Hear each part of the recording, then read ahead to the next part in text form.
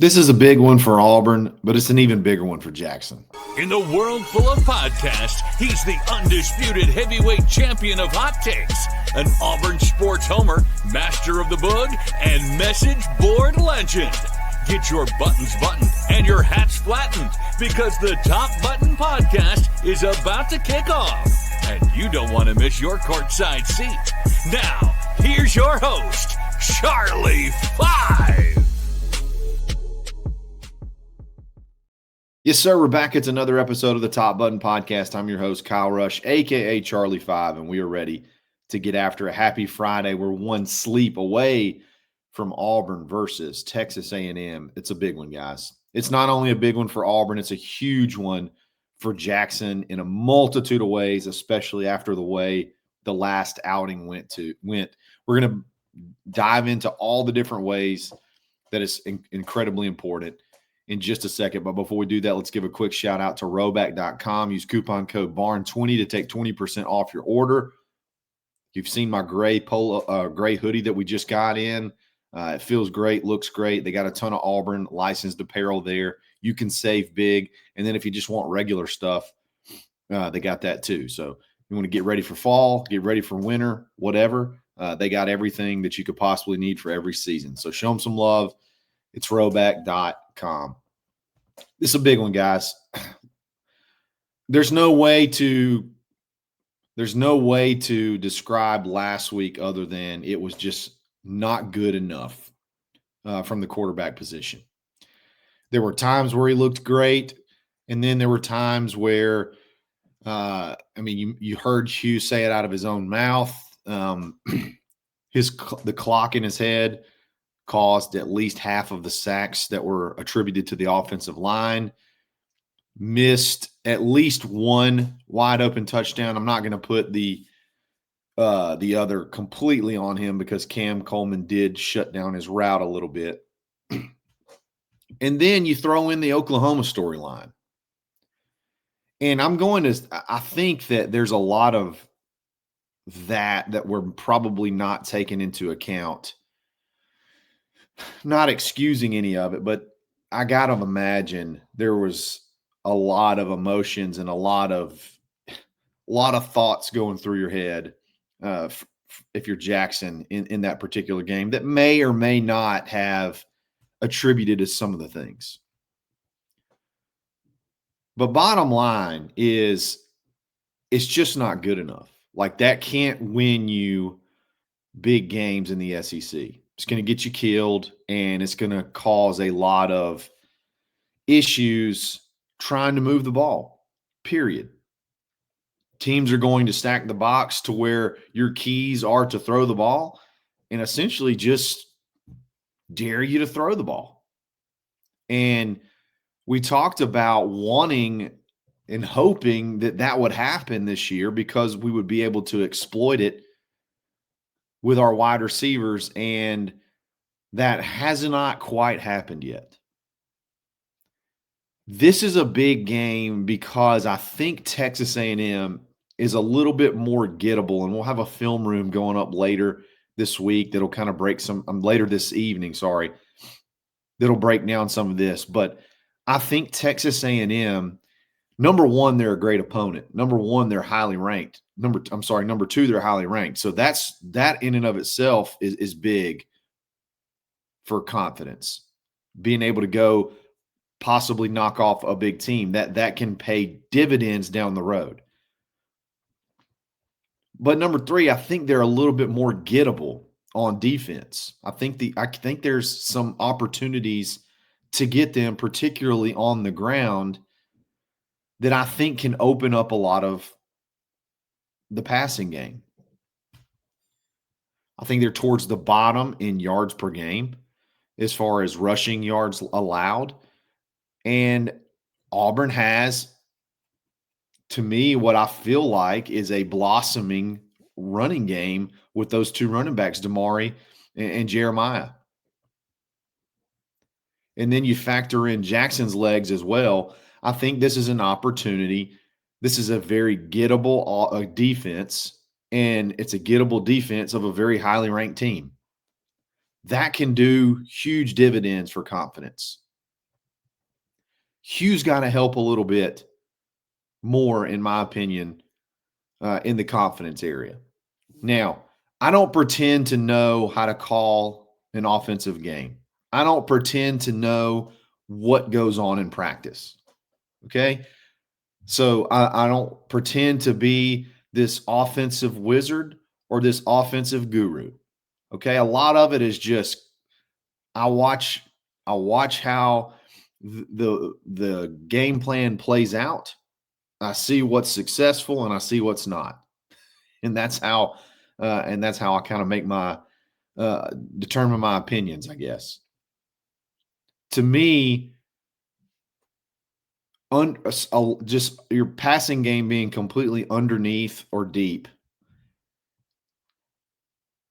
When you have a quarterback who has a little bit of an issue sitting in the pocket for a long time or letting longer developing routes develop, that's a recipe for disaster. To me, you got to hit every aspect of the quick game. The quick game has to be it has to be almost your go-to. Almost like they say, run to set up the play action. I think the quick game and the intermediate game has to go to set up the deep game, if that makes sense. It can't be I snap the ball and I throw it, and then I snap the ball and I have to wait, then throw it for those deep routes to open up. Oklahoma was not a team where you could really roll Jackson out of the pocket very much. We tried it, I think, one time, and they just defend it so well that that's one of the things that they were determined is to keep Jackson in the pocket. Can you do some things to take advantage of Jackson's athleticism in the passing game and get him on the edge where he can have some of those quicker developing 8 to 12-yard routes to pick apart? Those are crucial to me. Those are the things that I think you help him get in a rhythm and he can go. Also, the quarterback run game off of the read, to me, is also very important because there's something about a quarterback when he can pull it and go and he's got a free, gifted 6-7 yards and he can pop up and it's 2nd and 4.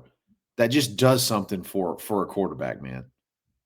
When he knows I got that one in the bag when I need it and I can pull it and go and I can pick up that first down and I'm fired up and we're moving the chains and then I can pop back and I can rip one up the middle. That just does something for quarterbacks. Hugh can do a lot to help Jackson.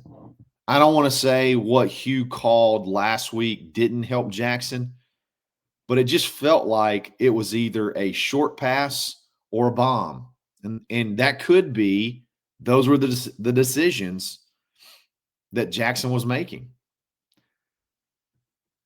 So I think focusing on understanding where you can attack. This sounds like elementary school stuff, but understanding look, we got to be able to work the middle of the field as well. We got to be able to work that intermediate area too, and making that a focus. I think that will help those quicker in-time throws. I think that could help big time. We haven't really also seen a lot of opportunities for guys like Eric Singleton and Malcolm Simmons getting the ball quick and then making something after the catch, making something happen after the catch. I think that would be big for Jackson and his timing and his rhythm and his confidence. And then the last thing is there just has to be a safety valve on every drop back pass. Like when there is a drop back pass, I know sometimes we leave in the back or we bring in a tight end. So we have six blockers out there. But there has to be some sort of safety valve that he can check down to. That has to be part of his clock. 1, 2, 3, check down. Like that has to be what it is. That has to be how you manage him. This game's really big for his confidence, and he has a shot, in my opinion, with a good game, with what I believe is a gettable offense for his confidence to shoot through the roof.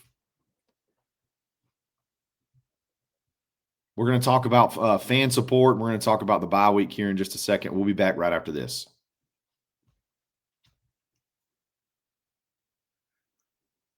Auburn fans are awesome. Auburn fans are great. But Auburn fans don't need much to start calling for a backup quarterback and it getting sort of toxic, I guess. So there's a difference to me between having just a bad game and then showing signs of there's something going on that seems like it's not going to be fixed, I guess. And if you go out there, and again, I hate to be negative, but if you go out there and it's a lot more of the same, holding the ball, it's going to be really, really frustrating hearing all the noise. If you're Jackson, like you're going to hear it from the fan, you're going to hear it from, on social media, you're going to hear it everywhere, probably from podcasting show. Like you're going to hear all of it. Auburn fans don't need much. We love a backup quarterback, and I'm saying we. I'm not including myself, but we love a backup quarterback. And I don't really want to experience that anymore. I think Jackson is the guy. I think Jackson is good enough. I think Jackson has all the tools. If he can get the clock working in his head and Hugh can help him a little bit better, he can do a lot of really good things. He's completing almost 70% of his passes. He's completing 68% of his passes. That's fantastic. He has not thrown one interception. 5 touchdowns, 0 interceptions. If you look at quarterback rating, he's up in the top half of the SEC, I believe. A lot of people say that's a made-up stat, but, I mean, hey, they put it out there. It means something. He's an above-average runner. Like, he has all the tools. He can put the ball where it needs to be. It's got to work out. Like, you got to get this thing figured out, because we know what's going to happen if it doesn't. There's going to be people calling for Deuce. There's going to be people calling for Ashton. And it's going to get to where you can't even have an opinion because they're going to say you got to bench the quarterback. Like that's just how things go. And I would wager it's probably not a ton different across the country calling for backups. I think Alabama was calling for Keelan Russell when Ty Simpson, in my opinion, he didn't struggle, but it looked like he struggled on paper against Florida State. And then he's thrown for 1 billion yards the last 2 games. So I'm sure it happens everywhere, but it does seem like – and it may just be that there's been so much uncertainty at quarterback going all the way back for the last 7, 8 years, or not super efficient quarterback play going back all the way 7 or 8 years, that Auburn's just always in the position to be wanting to call for the backup quarterback. That could be more of the issue than anything. But, man, I would love to have a season where we don't have to go through that. Selfishly. And honestly, I want it for Jackson too. Because I think this team's ceiling is higher with Jackson succeeding than it is with any of the other 2 guys. Got to have Jackson, man. Got to have this game. This game is big for him, big time. Another reason that this is big for Jackson is because you have a bye week. And if things aren't working, if things aren't deemed fixable, if it feels like this not going to get any better, generally bye weeks are times changes are made. I noticed something on Tuesday that I have not noticed since I've been at practice, and that was Ashton Daniels taking second team reps instead of Deuce. That may mean absolutely nothing, okay? That could mean 100% nothing. It could have just been a coincidence.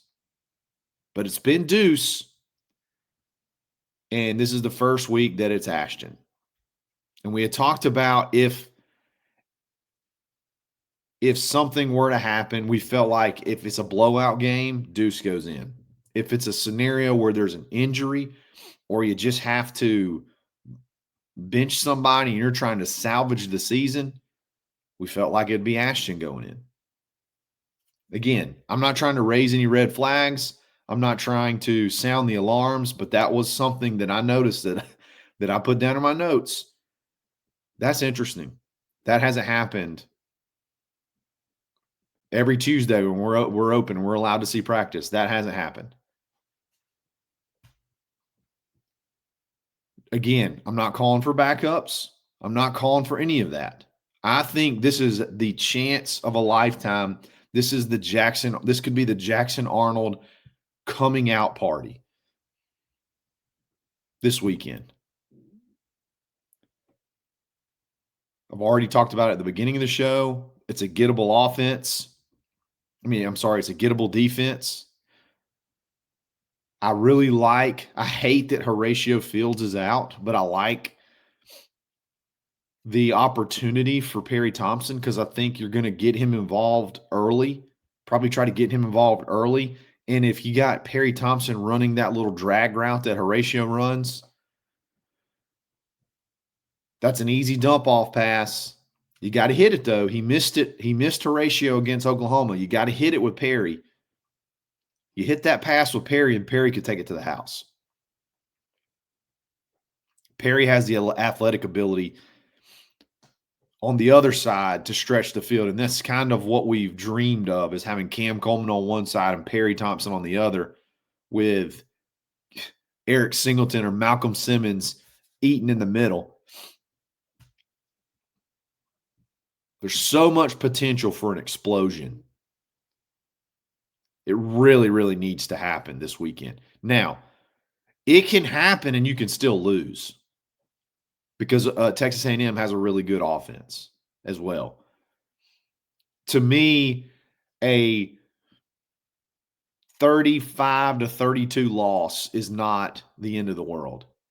If that offense is firing and is looking really good, it's not the end of the world. Okay? The biggest thing for this team, the defense is going to win some and they're going to lose some, and they're going to win more than they're going to lose. Okay? And they showed me last week they can go up against one of the best quarterbacks in the country and continue to give the ball back to the offense to make something happen. So I don't think there's many offenses you're going to play that are going to be as efficient and maybe even as explosive as that Oklahoma offense. Texas A&M is one that's close because Marcel Reed, if you can't contain him, can be a big weapon. He can punish you on the ground. Auburn does a pretty good job with running quarterbacks. So I kind of like that matchup. But what I'm saying is I think the defense is going to be all right.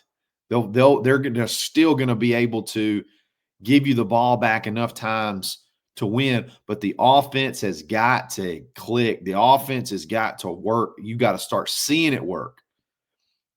That's why I'm saying I don't think a high-scoring loss on the road is the end of the world, because you could carry that success and bring it back home against Georgia, who I think is one of the most gettable Georgia teams in quite some time. And if you figured out something where you can move the ball, there's a lot you can build off of from that. But you got to be able to move the ball. You got to be able to score points. And you got to be efficient on offense on the road. So we'll see what happens. I think this is a big game. There's a mix of positivity and negativity in all this, but it's the reality as well. Let me know what you think. I think Jackson has all the tools, and I'm expecting a big game this weekend. And hopefully that sets the ball in motion for a big step up for the offense moving to moving through the rest of the schedule. Let me know what you think. Guys, I really appreciate it. Great week of shows. We're going to have the live stream tomorrow for the game. I'm going to be in and out. Zach's going to be hosting it. It's going to be great.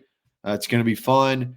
Make sure you're tuned in for that. And then we're going to have a film breakdown of Texas A&M a little bit later today, a preview where you'll see Taylor break it down and show you all the X factors on both sides. I really like how he sets that up. So you get to see the matchups beforehand, and then typically they play out just like he says they're going to play out. So make sure to check that out. Guys, we'll be back again soon. It's another episode of the Top Button Podcast. Stay buttoned. Thanks for listening, and drive home safely.